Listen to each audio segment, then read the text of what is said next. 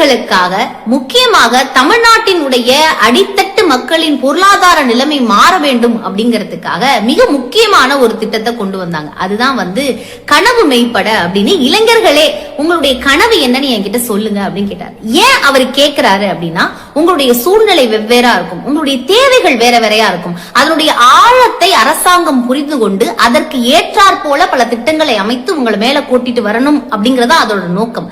இத இன்டெலக்சுவலா இருக்கிறவங்க புரிஞ்சுப்பாங்க. ஏபிஜே அப்துல் கலாம் ஐயா கூட இளைஞர்களை பார்த்து கனவு காணுங்கள்.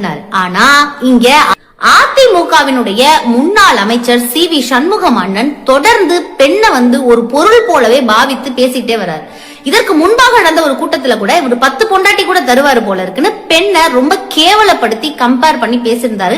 அது மிகப்பெரிய சர்ச்சையாச்சு. கொஞ்சமாவது திருந்தி இருக்கணும். ஆனால் திருந்தாம மீண்டும் இன்னைக்கு மேடை ஏறி ஒரு கண்டன ஆர்ப்பாட்டத்துல ஏறி நின்று எனக்கு நயன்தாரா தான் வேணும், எனக்கு நயன்தாரா தான் கல்யாணம் பண்ணிக்கணும்னு கேட்பானுங்க, என்ன செய்வீங்கன்னு ரொம்ப மட்டமா நயன்தாரா மேம குறி வச்சு பேசினது ரொம்பவே கண்டிக்கத்தக்கது.